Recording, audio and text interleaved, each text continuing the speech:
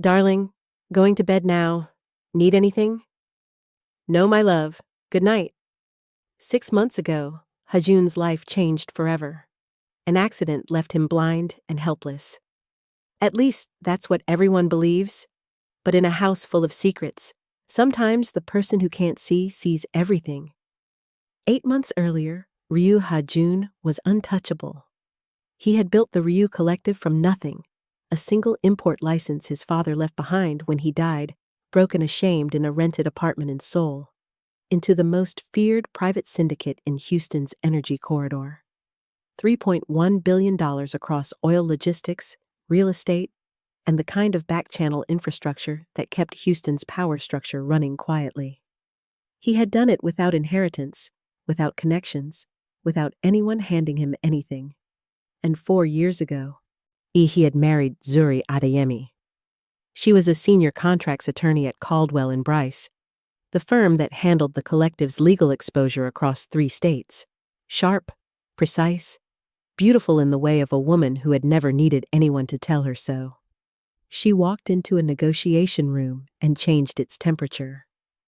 Hajun had watched her dismantle a hostile acquisition attempt in 40 minutes during a board meeting and thought, "This woman thinks exactly like me." He proposed 8 months later. Zuri was everything he had wanted in a partner. Brilliant, grounded. She understood his world without needing it explained. She came to board dinners and said exactly the right things to exactly the right people. But she came home afterward and took off her heels and argued with him about case strategy over jollof rice at midnight and laughed with her whole body when something was genuinely funny. 3 years into the marriage, things began to change. Zuri started coming home late. "Client dinners?" she said. "Depositions running over?"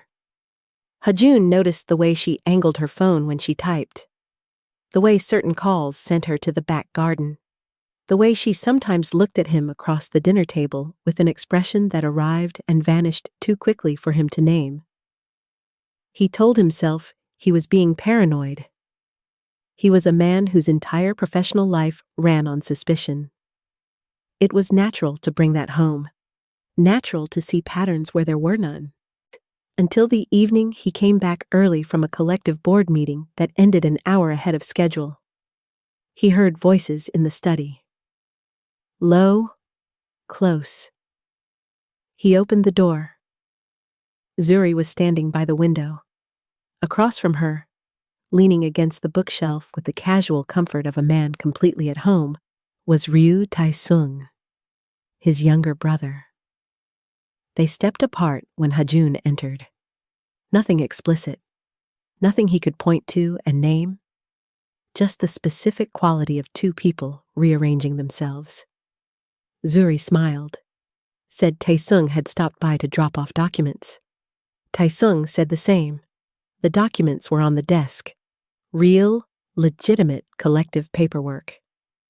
Hajun had looked at them both and said, "Of course."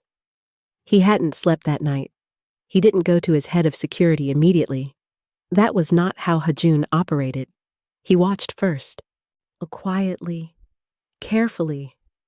The way he had watched markets and rivals and rooms full of dangerous men his entire career. Over the following 3 weeks, he noticed Tae-sung visiting the house twice when Hajun was supposed to be in meetings. Zuri making calls from the landline in her home office. Never her cell. A charge on their joint account to a hotel in the Galleria district that Zuri mentioned as a client dinner venue, but that Cho, his head of security, former Interpol, a man Hajun trusted with his life, traced to a room booked under a name that belonged to nobody real. Cho placed a folder on Hajun's desk on a Thursday morning and stood back. Inside, wire transfer records, 11 transactions over 14 months, wore proprietary deal information from the collective's most sensitive pending acquisitions, moving through layered shell accounts before arriving at Nexus Capital, a rival Houston firm that had been undercutting Ryu bids with a precision that had no innocent explanation. The access level required to pull that information narrowed the suspects to 5 people. Hajun read the folder 3 times. Then he locked it in his private safe and sat in his office until the building emptied around him. Cho came back at 9 that evening. Found Hajun exactly where he'd left him. "What do you need?" Cho asked. Hajun thought about Zuri at midnight arguing case strategy. Zuri laughing with her whole body. Zuri looking at him across the dinner table with that expression that came and went too fast. "I need them to believe I can't see them," he said. "Set it up." The accident happened on a Tuesday, a quiet block near the collective's midtown office. A vehicle that jumped the curb at exactly the right speed to look catastrophic without being fatal. Cho had arranged everything with the precision of a man who had spent a decade running covert operations on 3 continents. When paramedics arrived, Hajun was unconscious. Zuri got the call at her office. By the time she reached Houston Methodist, a specialist in neuro-ophthalmology was delivering the news with the careful voice of someone who had done this before. Traumatic bilateral vision loss. Permanent. He would need to restructure his entire life. Hajun lay in the hospital bed with his eyes closed. He heard Zuri weep in the corridor. The sound was real, unperformed. He knew the difference. He had spent 20 years reading rooms. And the difference did not make what he was doing easier. He had committed. He would finish it. 2 days later, Zuri brought him home. She was extraordinary. That was the thing that cost him the most over the weeks that followed.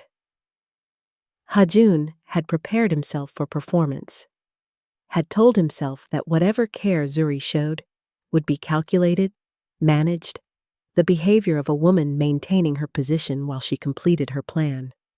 Instead, she reorganized the entire house in 48 hours. Learned the Yoruba words for the food she cooked so he would recognize them by name. Memorized his medication schedule without writing it down. Sat beside him on the back patio in the evenings and read legal briefs aloud. Not for him, for herself, just so he could hear her work and feel connected to the world still running without him. At night, she curved against his back and said quiet things. That she was grateful he was alive. That nothing else mattered. That she wasn't going anywhere. He stared at the ceiling he could see perfectly and said nothing. Some nights he thought, "This is not the behavior of a woman who is stealing from me." Other nights he thought, "She is a trial attorney. Performance is her profession." By the second week, Taesung began visiting regularly, checking on his brother, he said. Bringing food, sitting with Hajun for long, careful conversations about the collective's operations.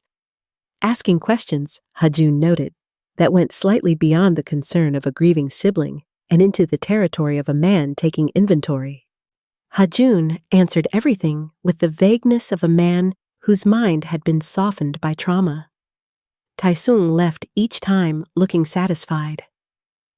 The third week, Zuri started bringing Taesung into the house during the day. They would come in together. Hajun would hear the door, hear 2 sets of footsteps, hear Zuri say he's in the sitting room in the low voice she used when she thought he was sleeping.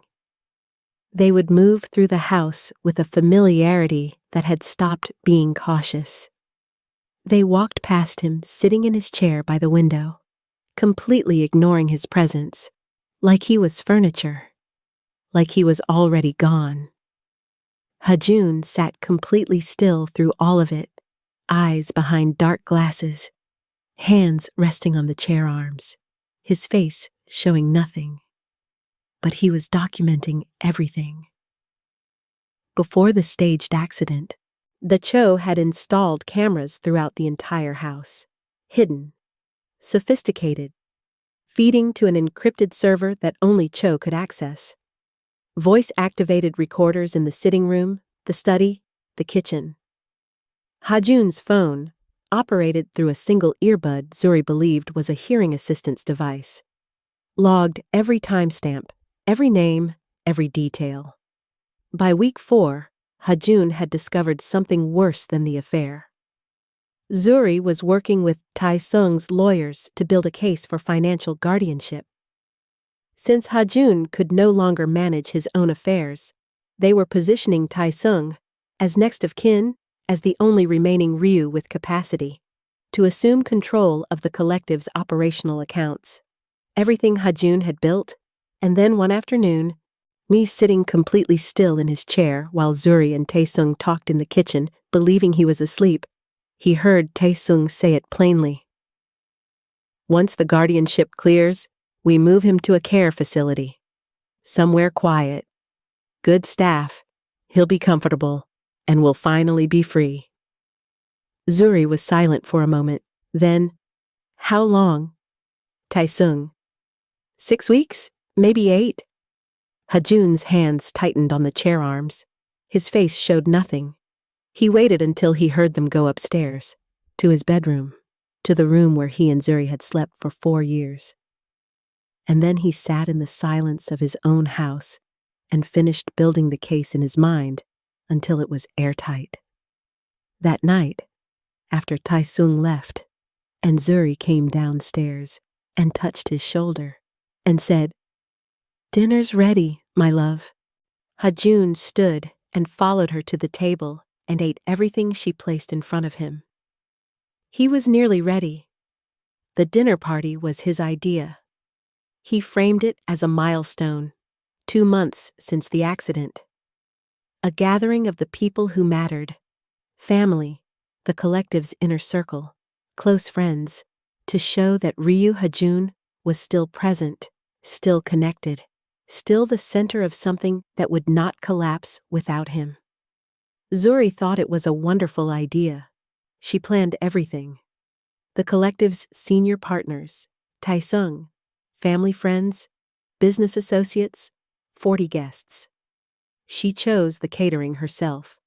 Yoruba fusion from the kitchen on Westheimer that she loved, the smell of which had moved through their house on Sunday afternoons for 4 years, and which Hajun had always said made the whole building feel like a home. She wanted this evening to be perfect. He watched her plan it for 2 weeks with the focused energy of a woman who needed something to go right. He said nothing to interrupt her. The night of the party, the River Oaks mansion glowed. Guests arrived in the warm Houston evening, champagne moving through the rooms, the low current of conversation filling the house with the sound of people who believed they were celebrating something real. Hajun sat near the center of the room in his chair, dark glasses on, greeting people by voice, letting them squeeze his hand and tell him he was an inspiration. Zuri moved through the evening like she owned it. Tae-sung worked the room with the easy warmth of a man who had already decided the future was his. At 9 o'clock, Hajun asked for everyone's attention. The room quieted. Young guests gathered close, expecting a speech about gratitude, about resilience, about the strength it took to face what he had faced. "Thank you all for being here," Hajun began, his voice calm and even. "These past 2 months have taught me a great deal about this company, about this family." People nodded. Someone near the back started to smile. "About who is truly beside me, and about who has been waiting for me to disappear." The room shifted. Zuri's expression moved, barely, just a tightening around the eyes, and then locked. "I haven't been fully honest with you all either," Hajun said. He reached up, removed his dark glasses, looked directly at his wife. The room gasped, not loudly, but the sharp collective intake of 40 people understanding something simultaneously. "I'm not blind," he said. "I never was. It was a test. And you all passed exactly as I expected." Complete silence. For 2 months, I sat in this house, unable to see, unable to fight back, unable to stop anything. He let that land, or so everyone believed, while I watched my brother walk through my home like he already owned it. While I listened to my wife plan which facility would be quiet enough that no one would hear me asking questions. He reached into his jacket pocket, pressed the button Cho had armed that afternoon. Every screen in the house came alive. Wire transfers, 11 of them, clean and documented, moving collective data to Nexus Capital across 14 months. The hotel in the Galleria. Taesung and Zuri in the kitchen, his voice clear through the hidden recorder. Once the guardianship clears, we move him to a facility. Somewhere quiet. And we'll finally be free. Zuri's voice. How long? Taesung, 6 weeks? Maybe 8? The room was frozen. Hajun stood up from the chair.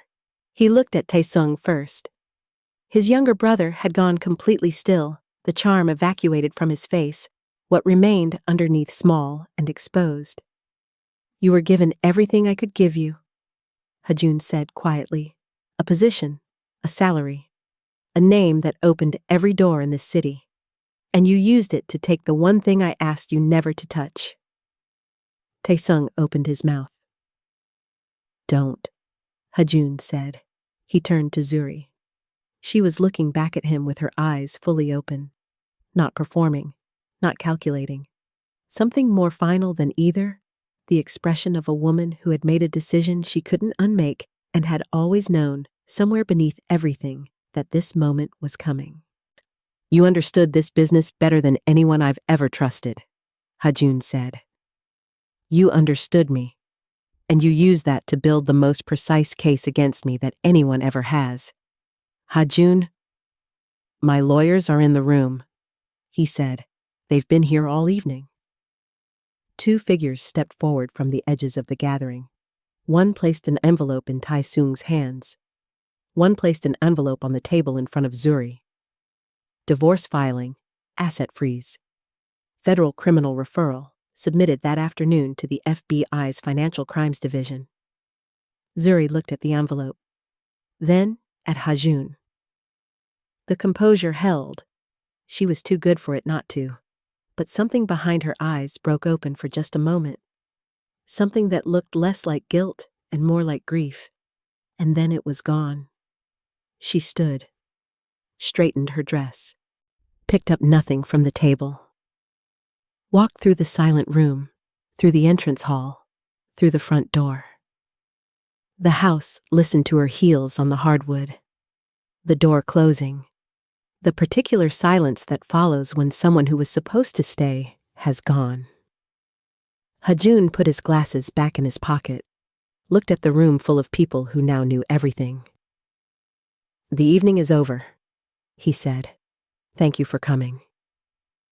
The divorce finalized 3 months later. The prenuptial agreement held. Zuri received nothing from the collective. The federal investigation moved quickly. Her own legal expertise, turned against the case she had helped build, proved insufficient. Taesung's lawyers negotiated a plea that cost him his position, his shares, and 4 years. The Rue Collective did not fall. Hajun restructured his inner circle and brought in 3 new partners. Told his board that the rebuilding was not about replacing what was lost, but about building something that deserved to last longer than any one person's loyalty. He kept Zuri's name on the collective's donor wall. It was engraved. Removing it would have required work he didn't have patience for. He walked past it every morning, let it do what it did. 1 year later, at a charity gala for a Houston Arts Foundation, a woman stopped beside him in front of a painting neither of them had been looking at for long enough. She was direct, natural hair, the kind of stillness that was not absence, but wait. You're Ryu Hajun, she said. Not a question. I am. My name is Addis. She looked at the painting. I heard what happened to you. Most people did. I'm not most people. A pause. I went through something similar. Not the same, but similar enough. He looked at her. Coffee, she said, Just coffee. I'm not after anything." He almost smiled. "How would I know?" "You wouldn't," she said simply. "But you seem like someone who's gotten good at watching carefully." He considered that for a moment.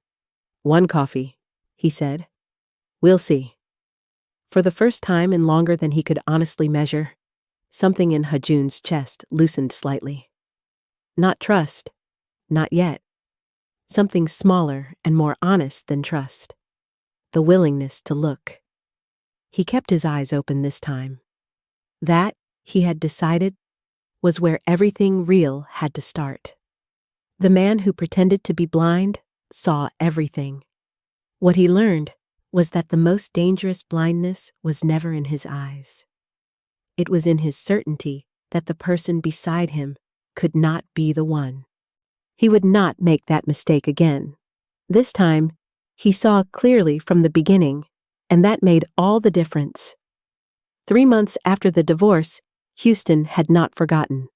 That was the thing about a city built on oil money and old power. It had a long memory and a longer tongue. Every charity gala, every boardroom, every rooftop bar in the Galleria district was still running the story. The blind Mafia boss who wasn't blind. The wife who thought she had won. The brother who had stood in that dining room and gone small inside his suit, while 40 witnesses watched everything he had built toward collapse in real time. Hajun knew because Cho told him. Cho told him everything. It was the nature of their arrangement and had been for 11 years. "They're calling it the most expensive dinner party in Houston history," Cho said one morning, setting a coffee on Hajun's desk without being asked. "Let them," Hajun said. "Tai-sung's lawyers are pushing for a reduced charge. His legal team is arguing the wire transfers were authorized. That you knew." Hajun looked up from the document he was reading. "Do they have anything?"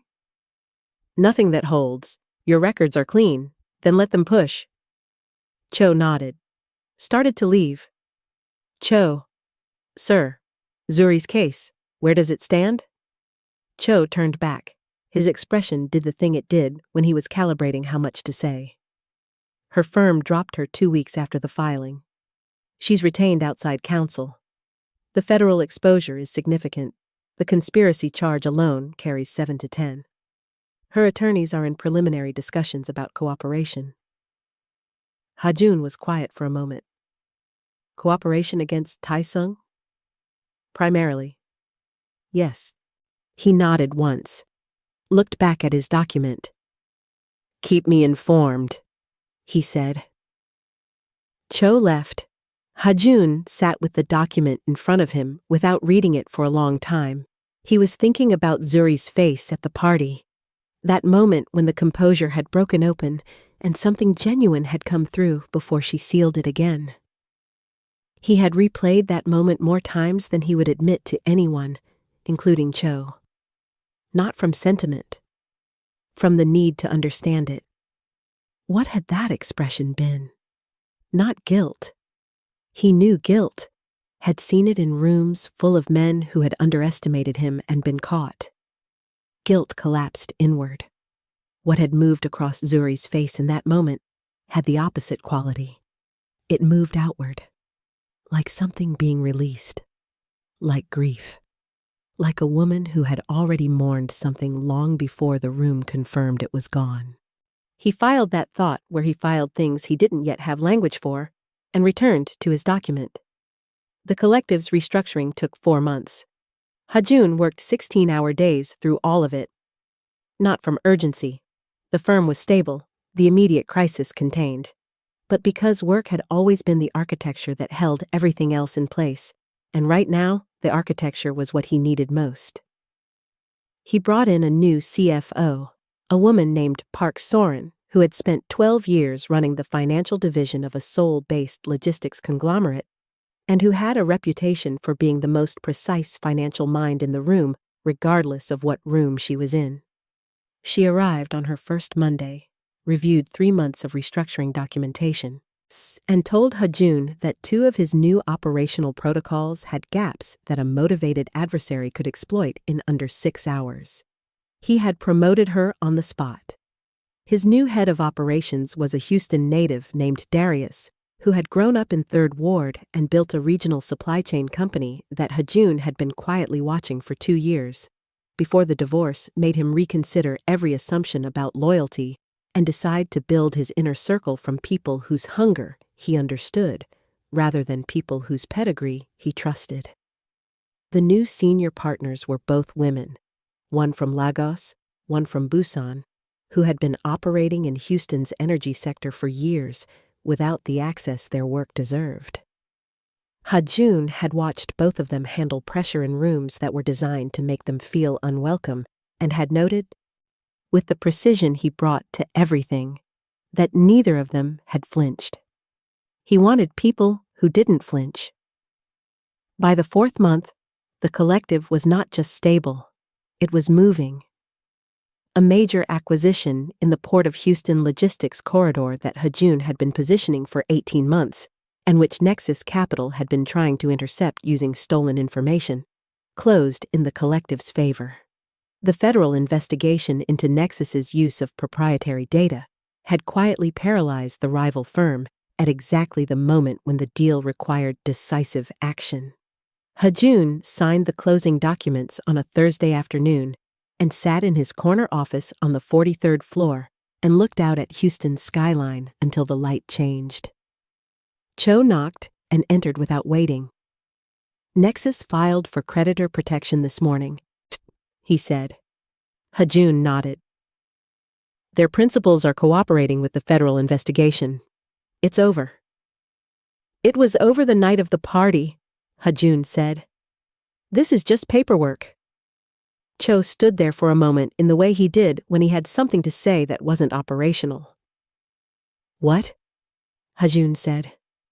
"Nothing, sir." A pause. "You look tired." "I am tired. That's the first honest thing you've said about yourself in 4 months." Hajun looked at him. Cho's expression was perfectly neutral in the specific way that meant he was being deliberately honest. "Go home?" Cho said. "The building will still be here tomorrow." The house in River Oaks had been on the market for 6 weeks. Hajun had listed it the day after the divorce finalized. He had not discussed it with anyone, had not deliberated over it, had simply called his real estate attorney and said sell it in the tone he used when a decision had already been fully made, and what remained was only execution. He was living in the collective's executive apartment on the 38th floor of his building. 41 floors of glass and steel, and he was sleeping in a furnished apartment 8 floors below his office, ordering food from the Yoruba fusion kitchen on Westheimer 3 times a week because it was good and because he was not going to stop eating food he loved because of the associations it carried. He was not that kind of man. The apartment was precise and impersonal in the way of spaces that have not yet been inhabited long enough to hold anything. Hajun had placed 3 things on the bookshelf: a photograph of his grandmother in Seoul, the single import license his father had left behind, and the painting he had bought at the charity gala. The one Adizi had made. What it costs to watch. A man seated with open eyes and the particular stillness of someone who has been paying attention for a very long time. He looked at it every morning. It was the most honest thing in the apartment. Adaze called on a Wednesday, not texted, called. He had appreciated that from the beginning about her. She was direct in the way of someone who had decided that indirectness was a tax she was no longer willing to pay. "I'm showing work at the Photohi Gallery Friday evening," she said. "You should come." "Should I?" "You bought the most important piece in my last collection." "It would be strange if you didn't." "That's a practical argument. I'm a practical person." He smiled at the window. The Houston skyline was doing what it did in the early evening, the light hitting the glass towers at an angle that made the whole city look briefly golden, briefly possible. "What time?" he said. 7. "Don't wear a suit. I always wear a suit." "I know," she said. "Wear something that isn't armor." She ended the call. He looked at his phone for a moment, then at the painting on the shelf. The seated man with open eyes. He went to his wardrobe and stood in front of it for longer than he had stood in front of anything in 4 months. The gallery was in Midtown, a converted warehouse space with high ceilings and the kind of lighting that made everything look like it had been painted specifically to exist in it. Adaisy's work ran the length of one full wall. Large canvases, oil on wood panel, each one depicting a figure in a specific quality of stillness that was not peace, but something more complicated. Hajun arrived at 7:15. Not late, he was never late, but not early either. He had decided on the drive over that he was going to approach this the way he approached every new thing that mattered, without the armor of certainty he usually brought to rooms. Adaisy was talking to a collector near the entrance when he arrived. She saw him, finished her sentence, excused herself, and crossed the room with the unhurried directness that he was already recognizing as specific to her. She looked at what he was wearing. "Better?" she said. "Don't push it." She almost smiled. "Come, I want to show you something." She led him to the far end of the gallery, to a canvas he hadn't seen in the collection images she'd sent. Smaller than her usual work. A woman this time, not a man. Standing at a window, looking out, her back to the viewer. The window showed nothing. Not a view, not a landscape, just light, undifferentiated and generous. "This one isn't for sale," Adaise said. "What is it?" "It's what I painted after I decided to stop waiting for things to make sense before I moved forward." She looked at it. "Some things don't make sense. You move forward anyway." Hajun stood beside her and looked at the woman at the window. The light coming through without a landscape behind it. Not a view of anything specific. Just the fact of light.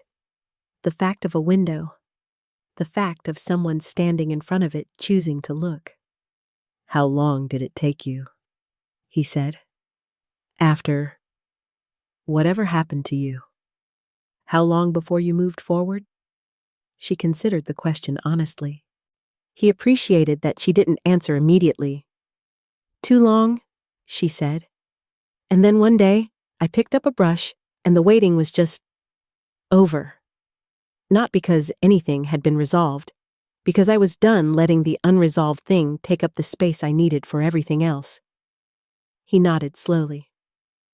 "You're not there yet," she said, not unkindly. "No," he agreed. "That's fine." She turned to look at him directly. "I'm not in a hurry." He looked at her. The directness, the patience, the specific quality of a person who had been through something real and had not let it make them smaller. "Coffee?" he said. "You offered coffee." "I did. I'd like that. When you're ready." "Saturday morning?" she said. "There's a place on Montrose that makes the best Turkish coffee in Houston. 8 o'clock. I'll be there." "I know," she said simply. "You're not the kind of man who says yes and means something else." She turned back to her painting. Hajun stood beside her for a while longer, looking at the woman at the window and the light coming through without a landscape, and felt something in his chest that he had not felt in longer than he could accurately measure. Not happiness, exactly. Something earlier than happiness. The specific feeling of a door that has been closed for a long time standing open, and the air coming through it being clean. The coffee on Saturday lasted 3 hours. They talked about Houston.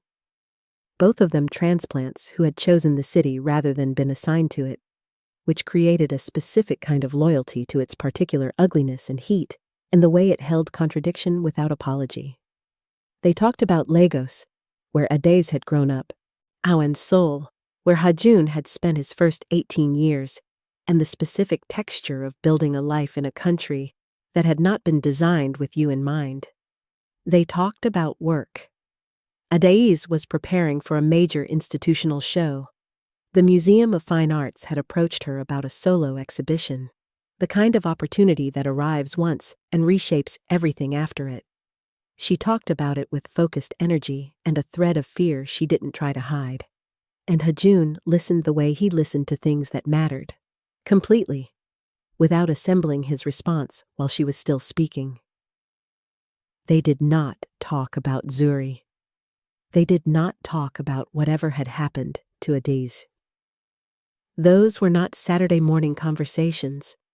Those were conversations for later, when later had been earned.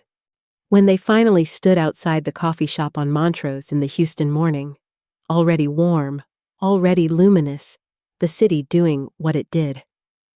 Adiz looked at him for a moment. "You listened," she said. "Of course." "No," she said. "I mean, you actually listened. You weren't waiting for your turn." He thought about that. "I spent 2 months having nothing to do but listen. It changed something." She nodded slowly. "That's the first time I've heard you say anything good came from it." He considered that honestly. "It was the only thing," he said. She looked at him for another moment. Then, "Same time next week?" "Yes," he said. She walked to her car. He stood on the sidewalk and watched her go and did not perform indifference about it. Taesung's plea finalized on a Tuesday. 4 years, forfeiture of all shares in the Ryu Collective. A bar from serving in any executive financial capacity for 10 years following release. His cooperation against Nexus Capital's principals had earned him the reduced sentence. His cooperation had not extended to anything that would have implicated Zuri further. A detail that Cho noted in his briefing and that Hajun filed away in the place where he kept things that told him something true about a person's character, even when he would rather not know it. Even in this, Taesung had protected her. Hajun did not know what to do with that. He was not yet certain it changed anything. He put it away and returned to work. Zuri's case moved more slowly. Her attorneys had negotiated a cooperation agreement that substantially reduced her federal exposure. She would not see the inside of a courtroom if the cooperation held. She had resigned from Caldwell and Bryce, and according to Cho's last report, was working independently, consulting on contract cases, the kind of work that did not require the institutional credibility the firm had withdrawn when she needed it most. Hajun had not attempted to contact her. He had thought about it once, on a night when the apartment felt particularly impersonal, and the painting on the shelf looked back at him with its patient, open eyes. He had thought, "There are things I would ask her if I could ask them cleanly, without the weight of everything it would cost both of us." Then he had put the thought away and gone to sleep. Some questions were for understanding. Some understanding was not worth its price. He was learning to tell the difference. 6 months after the party, Hajun stood in his corner office on the 43rd floor and looked out at Houston. The acquisition was closed. The collective was moving. Park Soren had restructured the financial architecture with a precision that made Hajun's previous CFO look approximate. Darius had overhauled the operational protocols in ways that were already generating results in the logistics corridor. The 2 new senior partners were performing exactly as he had expected, with the hungry intelligence of people who had been waiting for the access they deserved. The house in River Oaks had sold. He had bought a place in the Heights, smaller, older, a 1920s craftsman with a back garden that caught the late afternoon light in a way that made sitting in it feel like a different kind of time. He had spent 3 weeks furnishing it with the deliberate care of a man choosing things he actually wanted, rather than things that signaled the appropriate level of wealth and taste. The painting hung in the main room. The seated man with open eyes. What it costs to watch. Adiz had come for dinner the week after he moved in and stood in front of it for a long time before she said anything. "You hung it where you'd see it first," she said. That was the intention. Most people who buy serious work put it where guests see it. I'm not most people. She had turned and looked at him with the direct, weighted look she had, and said, "No, you're not." They had eaten on the back patio because the evening was doing what Houston evenings sometimes did in the early fall, cooling just enough to make being outside feel like a gift rather than an endurance. She had brought palm wine from a shop on Richmond that she said her mother would have approved of, and they had drunk it as the light changed and talked about the museum show and the new acquisition and the craftsman details of the house that a day's noticed with the precision of someone who had spent her life understanding how built things held meaning. She stayed until 11. At the door, she had turned and looked at him in the specific way she had, direct, unhurried, without performing anything. "You seem different," she said. "Than when I met you. It's been 6 months. That's not what I mean." She considered how to say it. "When I met you, you were watching everything, every room, every person, like you were still running the investigation." A pause. "You're not doing that anymore." He thought about it honestly. "No," he agreed. "What changed?" He looked at her, at the directness, the patience, the specific quality of someone who asked real questions and waited for real answers. "I ran out of things I needed to find out," he said, "and then I had to decide what to do with the space." She nodded slowly. "What did you do with it?" He held the door open. The night air moved through it, warm and faintly jasmine from the neighbor's garden.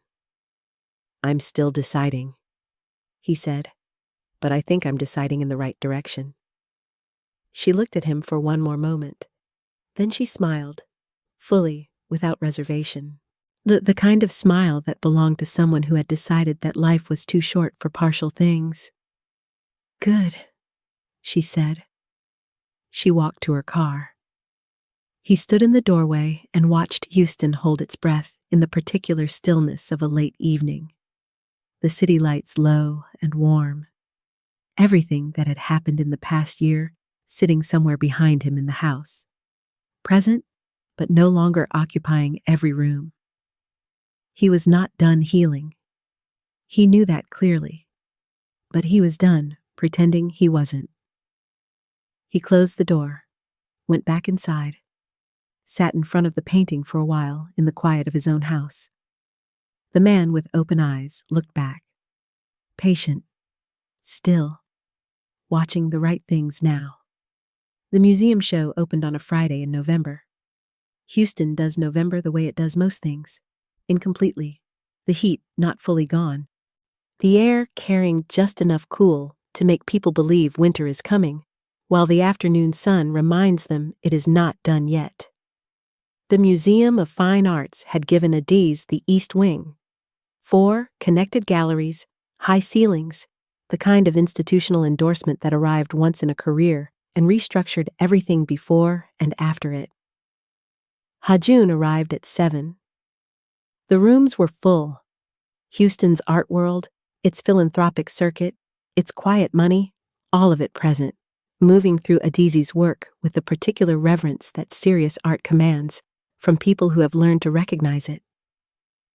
Hajun moved through the first gallery slowly, reading each piece the way he had learned to read Adiz's work, not for what it showed, but for what it held underneath the showing.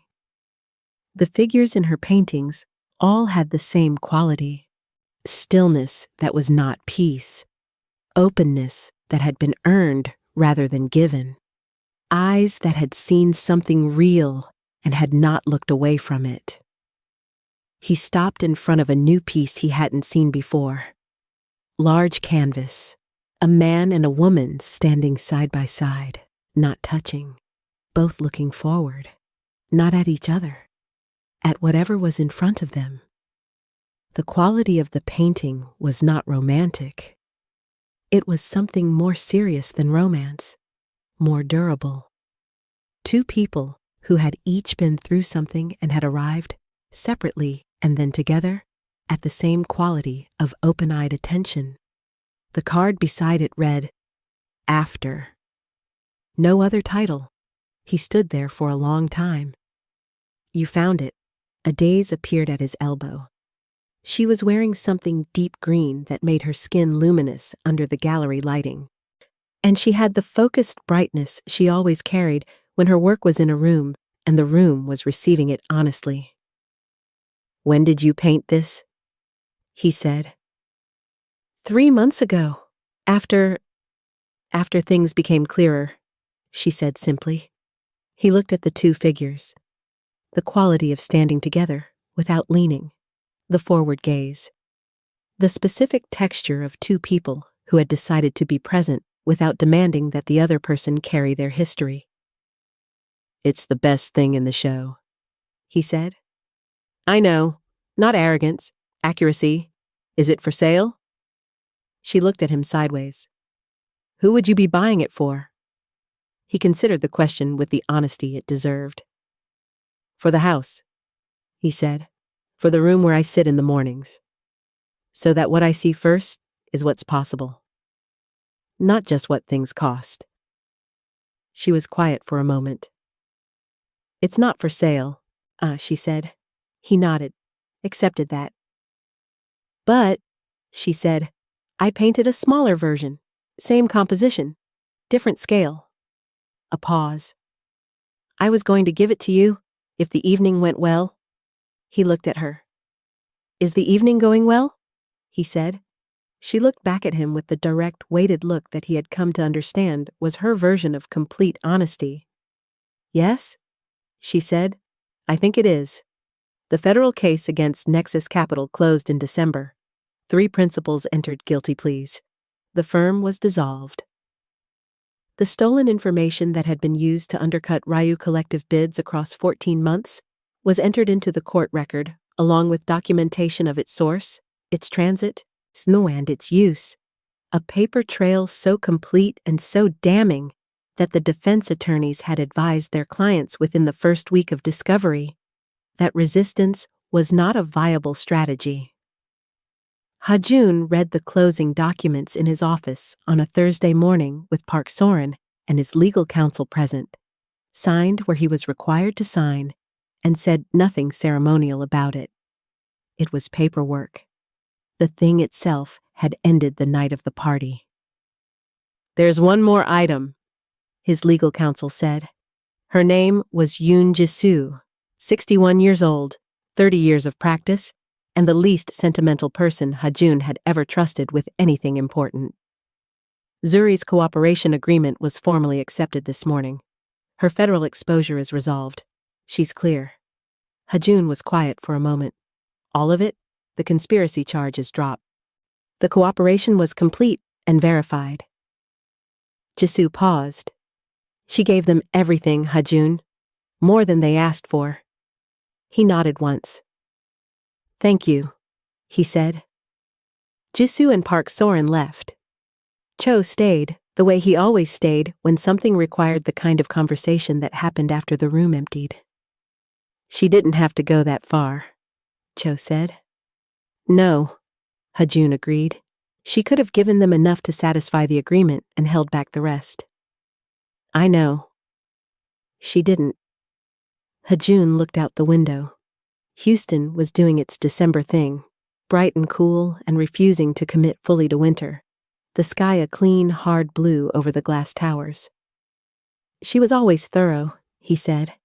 It was one of the things. He stopped. It was something I respected about her. Cho said nothing. He was good at knowing when silence was the right contribution. Is there anything else? Ha-Jun said. No, sir. Then go home, Cho. It's Thursday. You never send me home on Thursdays. I'm trying something new. Cho almost smiled. He gathered his things and left. Ha-Jun sat alone in the office for a while, looking at the city, letting the closed case settle into the past where it belonged. Not forgotten. Not erased. Just past. the specific quality of a thing that has been fully resolved and can now be placed accurately in the sequence of everything that happened without continuing to reorganize the present around itself. He had learned, in the past year, the difference between the past that informed you and the past that occupied you. He was choosing the former.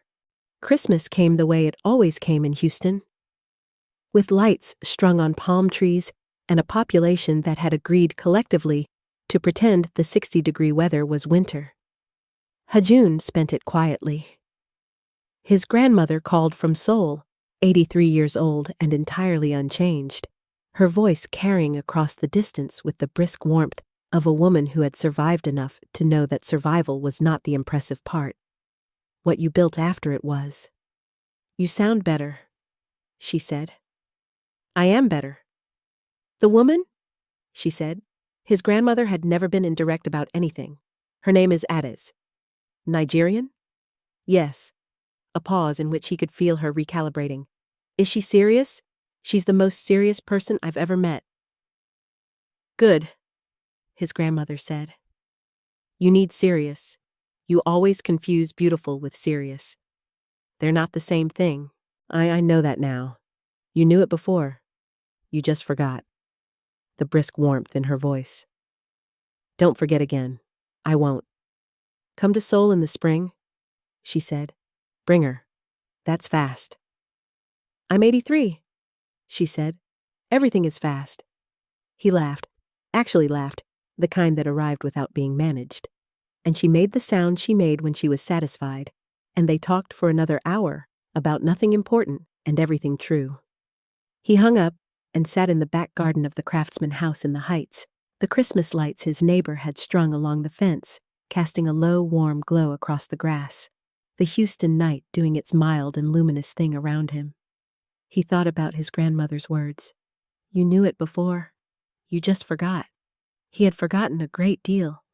He was making an honest accounting of that, not to punish himself, because self-punishment was another form of occupation, another way of letting the past reorganize the present, but because understanding what he had missed was the only way to ensure he didn't miss it again.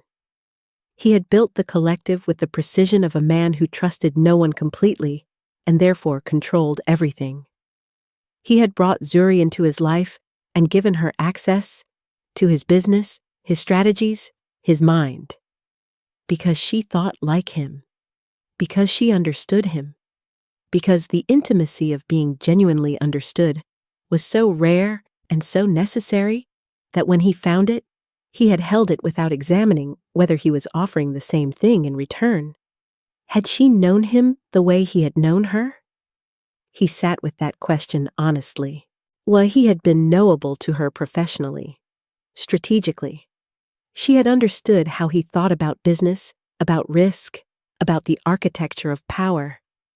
But had he ever made himself knowable in the other way, the way that required not strategy, but simply presence, simply the willingness to be seen without the armor of competence and control? He didn't think so. He did not say this to absolve her. What she had done was real and had consequences she was still living with.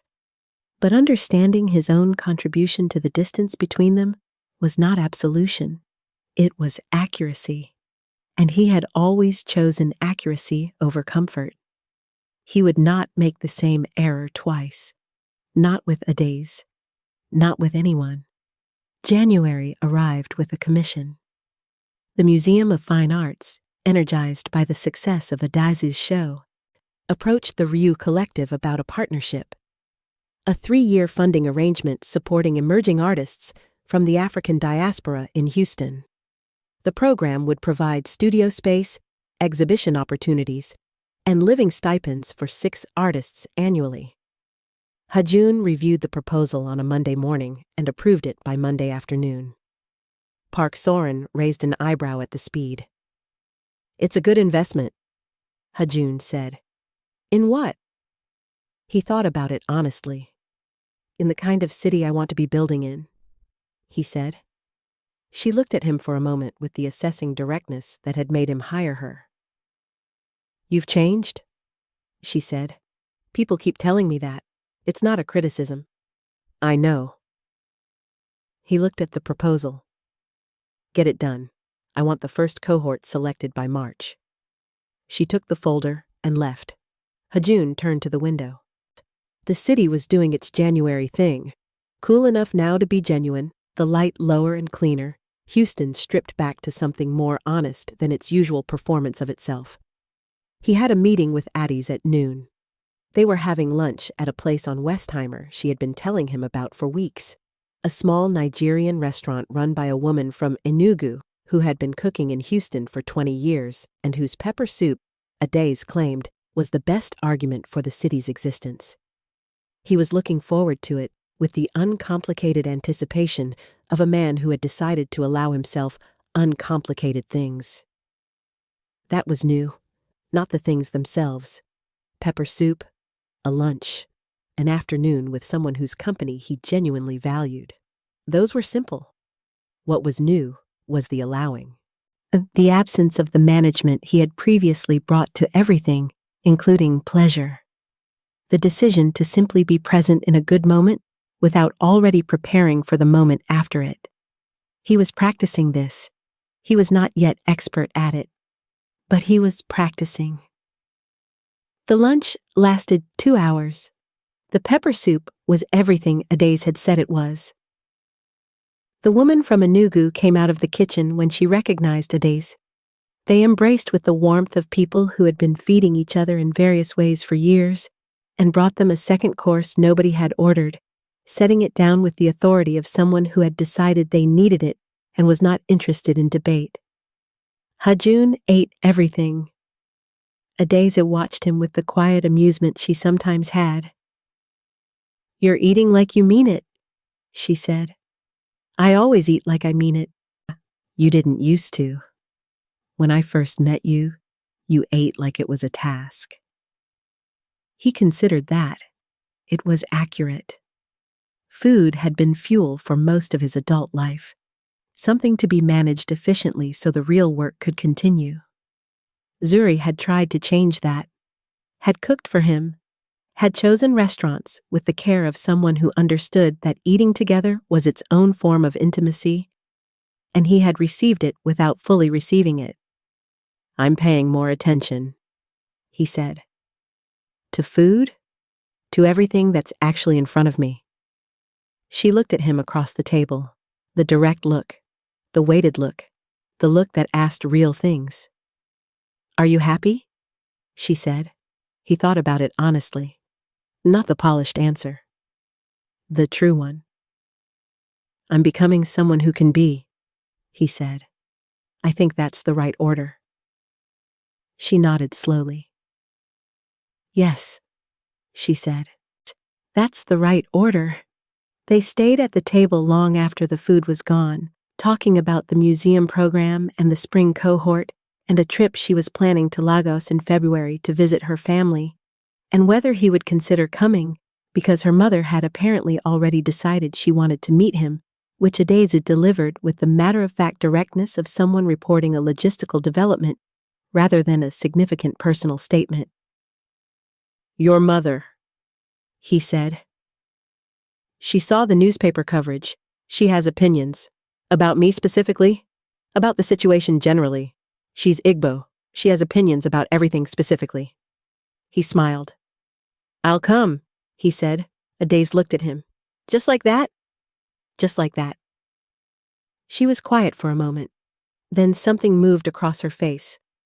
Not the composure breaking, but the composure becoming unnecessary, which was different and better.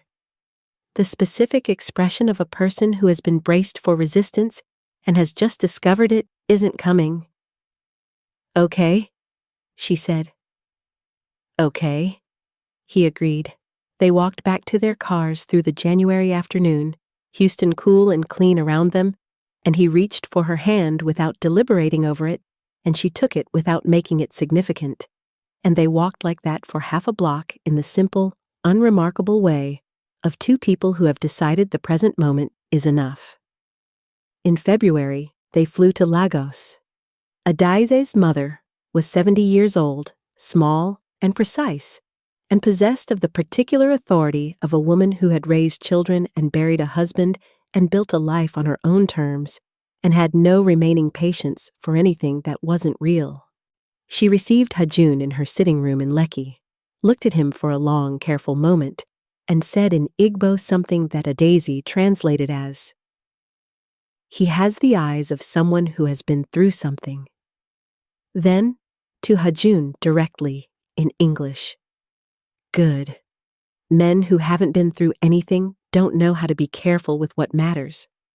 Hajun had inclined his head. "I'm learning to be careful." "Learning is correct," she said. "Don't tell me you already know. Men who already know are the dangerous ones." He had liked her immediately. They spent 4 days in Lagos. Hajun moved through the city with the attention of a man encountering something genuinely new. The density of it, the noise and the color, and the specific texture of a place that had been building itself for centuries without waiting for anyone's permission. He understood something about Adaeze in Lagos that he had only partially understood in Houston. The specific quality of her groundedness, where it came from, what it was rooted in.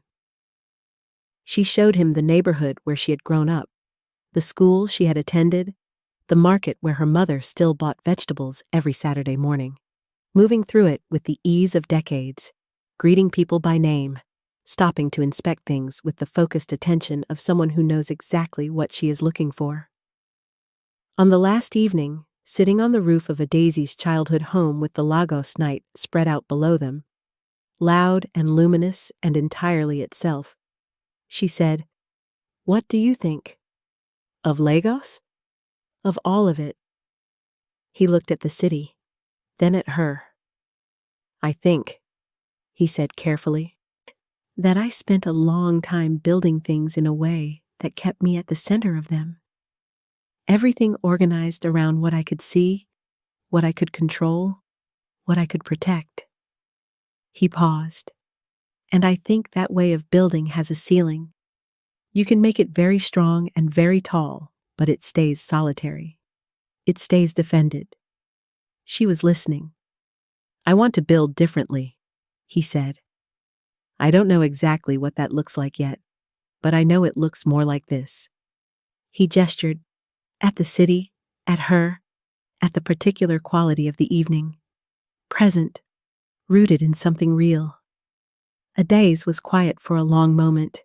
Then she leaned against him, not dramatically, just the simple weight of a person choosing to be close, and they sat together on the roof of her childhood home while Lagos did what Lagos did, enormous and unceasing and completely indifferent to the small human moments happening inside it, which somehow made those moments feel more real rather than less. He put his arm around her, watched the city, did not manage it, just held it. Spring came, and with it the first cohort of the museum program. 6 artists, 4 of them Nigerian-American, 1 Korean-American, 1 from Senegal, all of them in their late 20s and early 30s, and possessed of the specific hunger of people who had been waiting for the access they deserved. Hajun attended the orientation dinner and sat at the table and listened to 6 young artists talk about their work with the uncensored directness of people who had not yet learned to perform appropriate humility about their own ambitions. He found it clarifying. After dinner, one of them, a painter from Ibadan named Tolu, 28 years old, with paint still on his left hand that he apparently hadn't noticed, asked Hajun directly, "Why do you fund art?" "You're a finance man." The table went slightly quiet. Hajun considered the question. "Because," he said, "I spent a long time believing that the most important things I built were financial. And then I went through something that showed me that the things which actually held, the things that told me what was true about myself and what I wanted to become, were not financial at all." Tolu looked at him. What were they? Hajun thought about the painting on his shelf. The seated man with open eyes. The woman at the window with the undifferentiated light. The smaller painting now hanging in the main room of the craftsman house. Two figures standing side by side looking forward. Someone else's honesty, he said, made into something I could look at every day. Tolu nodded slowly, looked at his paint-stained hand, looked back at Hajun. That's why we make it, he said simply. Hajun looked at the young man across the table and felt something that he recognized, after a moment, as the specific quality of being in the right place. Not because everything was resolved, not because the past year hadn't cost him things he would not recover, but because he was sitting at a table in Houston, Texas, in the spring, defunding the work of 6 people who were going to make things that told the truth. And in 6 weeks, he was going to a gallery opening in Midtown to watch Adais receive the kind of recognition her work had always deserved. And his grandmother was already asking about the fall when he had promised to bring Adais to Seoul. He was present. He was building something that deserved to last. He was paying attention to the right things. On a Tuesday evening in April, Hajun sat in the back garden of the craftsman house in the Heights. The jasmine his neighbor had planted along the fence was doing what it did in April, filling the air with the specific announcement of itself, generous and unhurried. The light was the late afternoon light he had come to think of as the garden's best hour. Adais was inside finishing a call with her gallery in Lagos. He could hear her voice through the open window, professional, precise, the tone she used when she was solving a problem and enjoying the solving. He was drinking coffee and not doing anything else, not reviewing documents, not running through the week's operational priorities, not preparing for the next meeting or the next decision or the next thing that required him to be completely ready for whatever came. Just sitting in his garden, in the spring, in the particular piece of a life that had been broken open and rebuilt with better materials. Adais came through the back door, sat in the chair beside him, took his coffee without asking, drank from it, handed it back. "Problem solved?" he said. "There was no problem. Lagos just likes to check that I still know what I'm doing." "Do you?" "Always." He smiled. They sat in the garden as the light changed, the jasmine doing its generous work around them. Houston settling into its April evening with the unhurried ease of a city that had been here long enough to know the light would come back tomorrow. He thought about a year ago. The hospital bed. The dark glasses. The careful performance of a man who had decided that the only way to find the truth was to disappear from sight completely. The weeks in the chair by the window, still and watchful, while the people he had trusted most walked past him like furniture. He thought about the party, the screens coming alive, Zuri's face doing the thing it did before she sealed it, Taesung going small inside his suit. He thought about all of it with the accuracy of a man who had decided that clear-eyed memory was not the same as occupation, that carrying the truth of what had happened was not the same as being trapped inside it. He had been blind, in the end. Not in the way he had performed, in the way that mattered. He had looked at the people closest to him and seen their surfaces, their competence, their usefulness, their alignment with his vision, without doing the harder work of seeing them fully, without asking what they needed, without making himself fully seeable in return. He would not pretend that was not true. He would not make it the only true thing either. "What are you thinking about?" Adais said. He looked at her. "Perspective," he said. She nodded. Understood, in the way she understood most things he said, what he actually meant. "Does it still hurt?" she asked. "Less," he said honestly. "Different. Different is good. Different means it's becoming part of the past instead of the present." She looked at him with the direct weighted look. "You're going to be okay," she said, not as comfort, as assessment. The tone she used when she had looked at something carefully and reached an accurate conclusion. "I know," he said, and he meant it, not as performance, not as the controlled presentation of a man who needed to project stability to a room full of people who were watching for weakness. Just 2 words, in a garden, in the spring, in the presence of someone he trusted. "I know." The jasmine moved in the evening air. Houston held its breath for a moment, the way it sometimes did between the end of afternoon and the beginning of night. A single, suspended second of complete stillness, the city pausing, the light going gold, everything exactly as it was. Then the moment passed. The light kept changing. They finished the coffee together and went inside. The man who pretended to be blind saw everything. What he discovered was that seeing clearly is not the same as living clearly, that you can document every betrayal with perfect precision and still miss the one thing that would have prevented it. He had looked at the people closest to him and seen their capabilities without seeing their wounds. He had been known without being knowable. He had built everything and shared nothing of himself that wasn't useful. That was the blindness that had cost him, not the darkness in the hospital room, not the dark glasses, not the weeks in the chair by the window. The real blindness had come before all of that, in the ordinary days when he had looked at the people he loved and seen only what they could do for what he was building. He had his eyes open now, all the way. And for the first time in longer than he could honestly measure, what he saw in front of him was not a threat to be managed, or a problem to be solved, or a room to be read. It was just his life. Present. Real. Enough. Subscribe and turn on notifications not to miss our next story. Share your thoughts in the comments and inspire others.